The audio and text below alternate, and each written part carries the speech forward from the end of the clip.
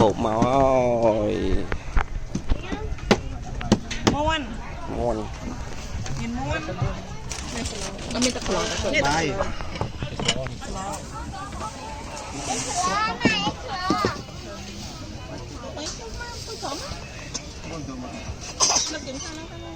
cho anh xây gì chui kì anh đi ở này kem Chu lên.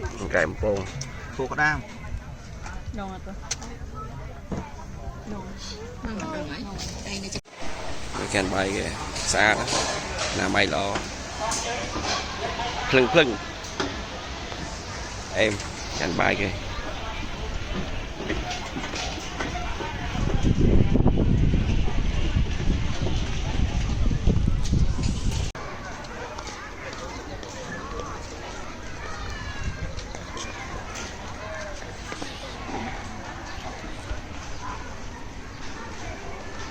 lạng tia người thân đang lên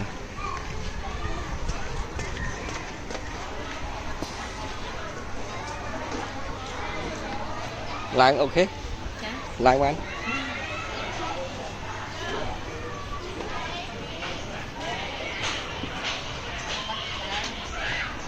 yeah, là với anh Tràn này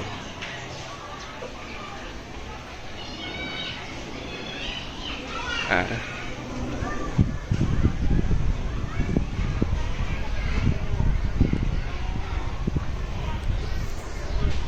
đi lại đây tục tật cái này cái bật rồi thôi nên khỏi đi nhá cái còn ở đây giờ ngày mới thay gì trộn bán đi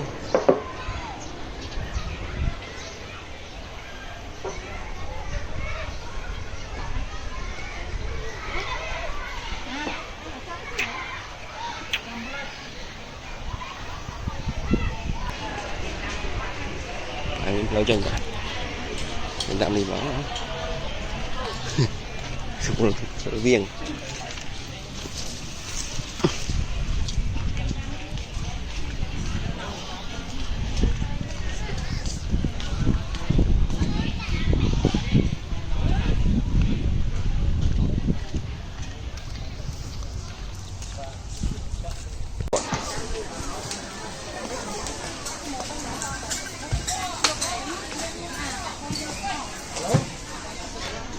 nó lại nghe quay hộp vậy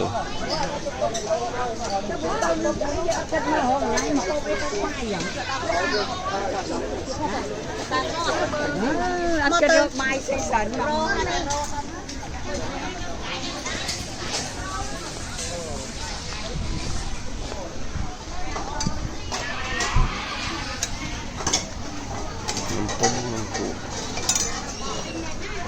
tí sao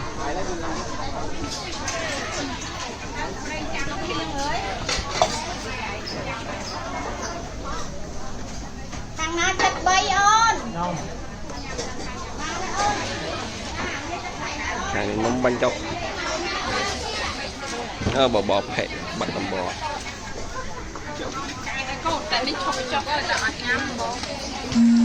bánh chóc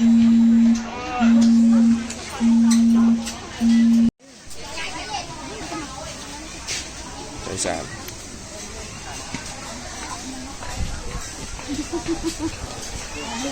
chi tu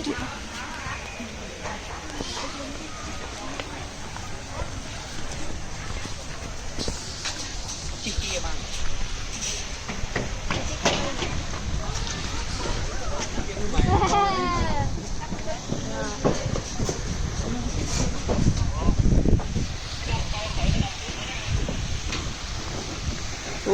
viên đại tới chỉ tạo nó thuận tuần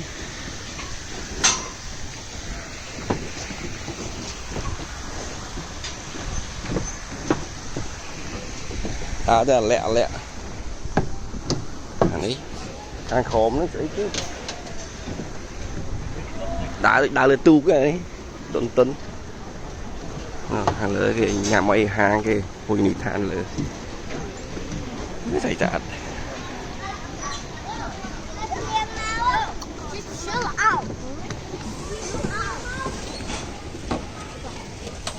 mà hô bà há này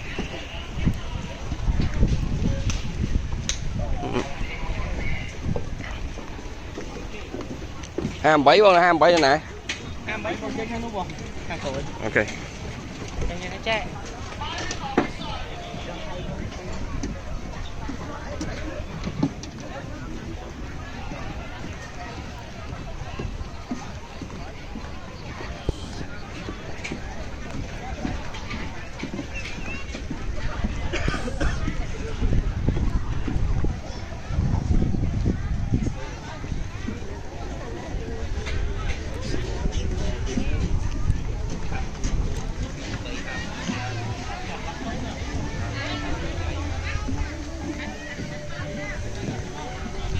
Xe đâu mưa lấy 27 chứ.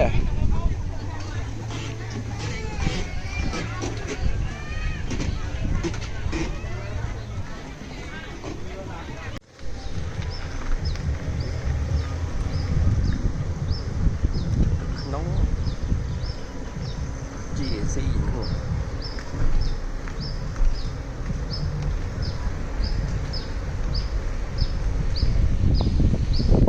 Chở nè, cái mau lên chở nè. Hai cái ta sủa đây bị tổn tiền. Bọt tiếp á.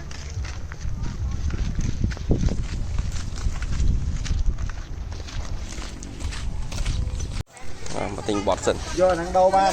Bọt trâu.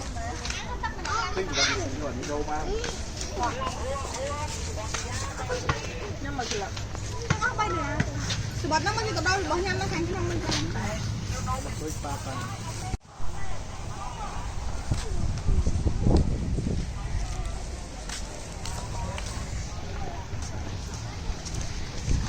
Chè lỏ này. Đá ấy nên nặng.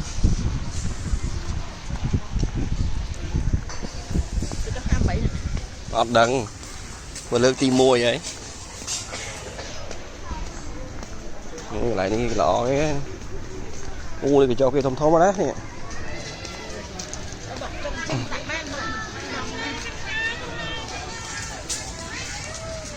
Mưa phải tí dân.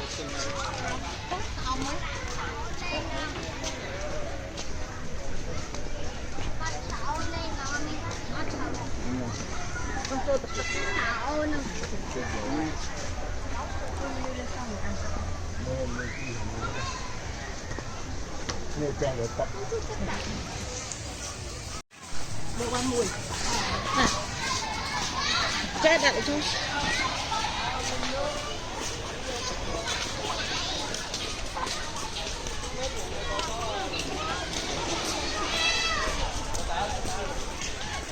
Nhưng lại cái cùi ăn nóng.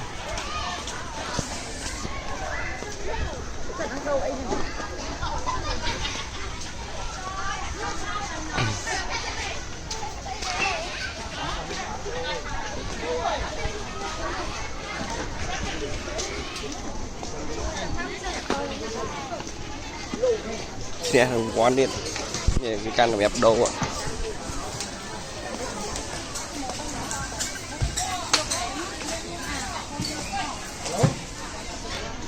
Nó lại nghe quay hộp ấy.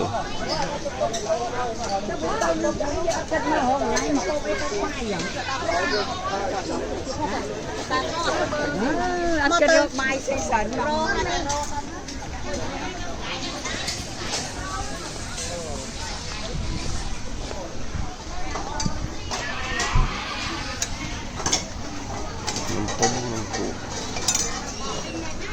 Hợp đi xem.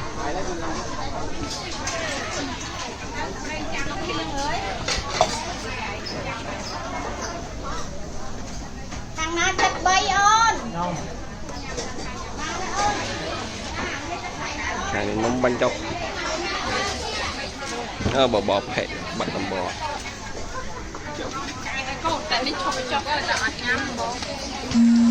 Bánh chọc.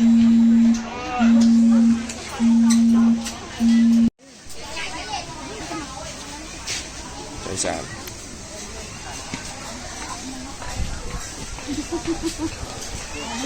Chi tục.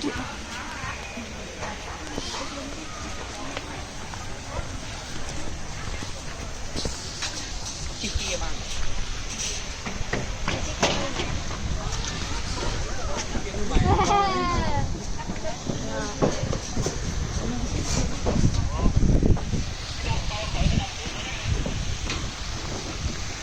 viên đại tới chỉ đá rất tốn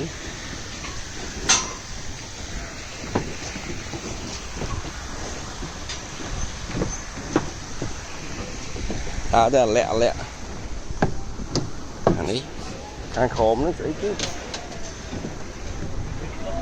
đá lên tu cái này tốn hàng lỡ cái nhà máy hàng cái hồi nít than lỡไม่ใส่จาน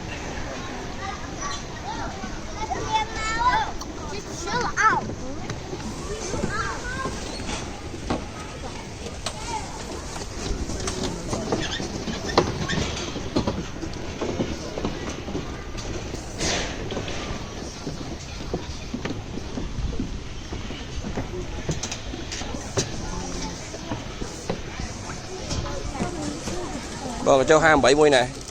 Cho 27 chương cô. Cô khỏi phát cô thì cứ một năm. Ok. Rồi.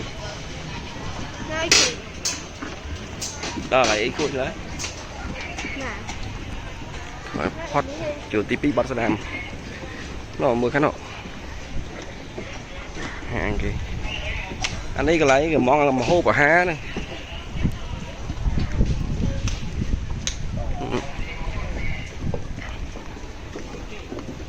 Ham 7 con là 27 rồi nè. 27 con chơi khăn đúng không? Hàng tuổi. Ok. Anh nghe nó chạy.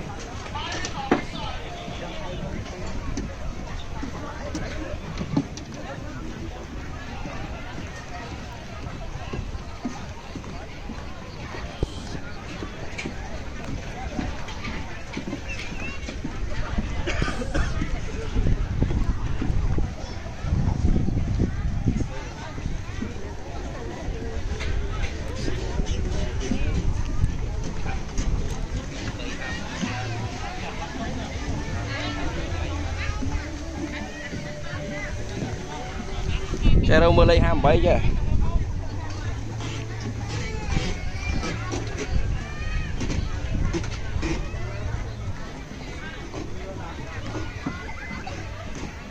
Trồng cái đó.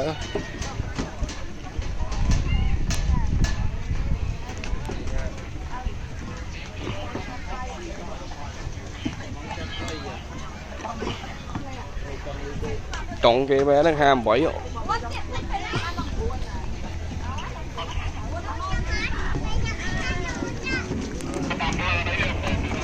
Cái này bị không mọc.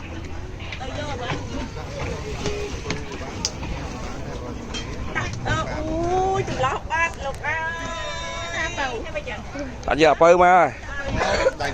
Dành nữa rồi. Giờ mà lột tặc à. Chứ vô bây giờ anh nuôi mới lo ba ra ai biết chi căng lên nhận. Giờ chừng con bia mới độ. Ngay chất đá ai bên cười lên những bia những chạp bê to này đưa này ngòm.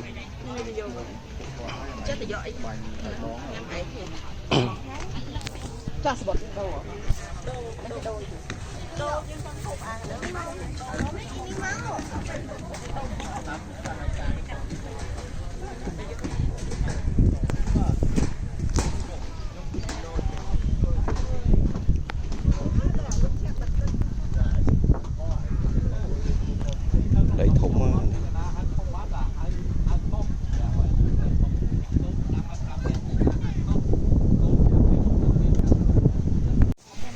hộp màu ơi Muôn. ngon. Nhìn muôn. Nóมีตะกร้อ Bay.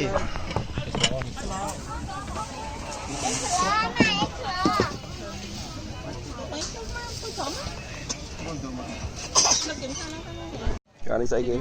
Chui kì. อันนี้เนี่ยแก Chu đi. Kèm bông. Khô có đam. ดองอ่ะ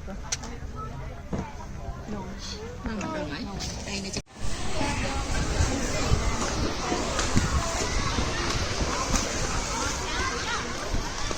Lại một tấc.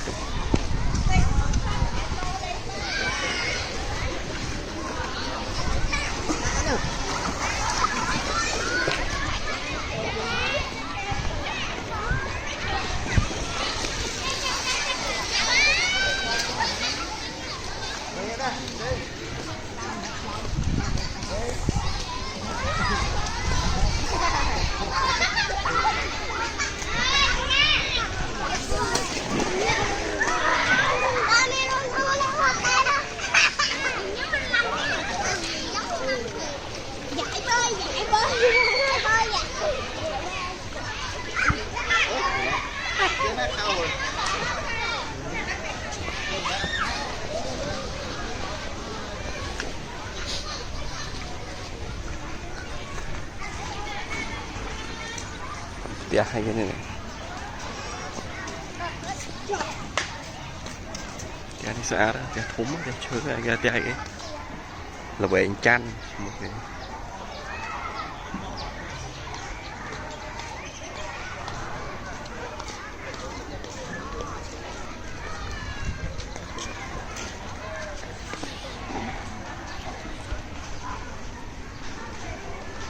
lại tia người thân đang lên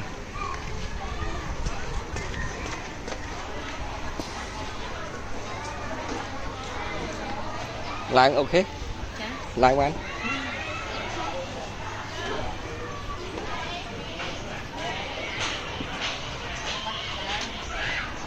yeah, là với anh Chan này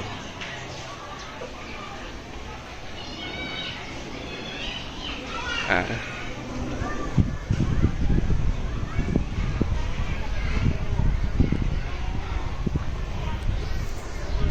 này đi lại đây tục tắc cái này cái bật rồi thôi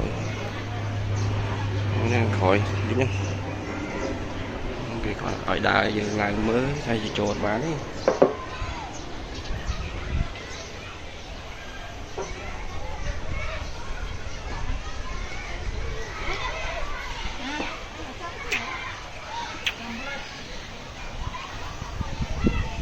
mình nói này trộn bán đi bán mới lại lên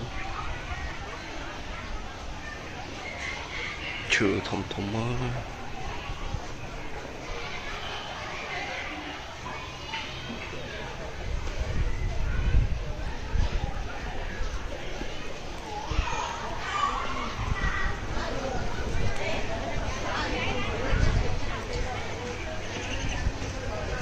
này là chọc nhằm bài khổ tiệt cái này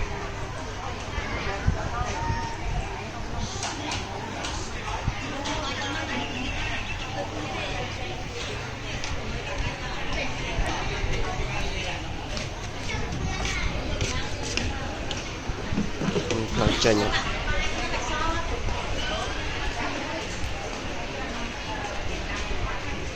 anh nói chanh cả mình làm gì đó sợ viền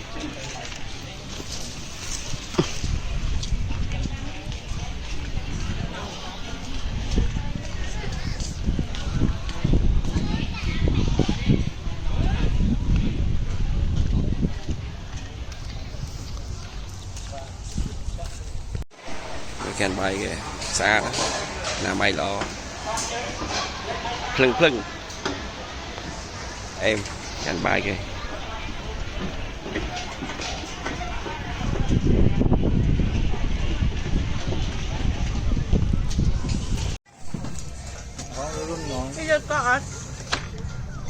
cọ kìa đã đó hiểu không pha men từ dầu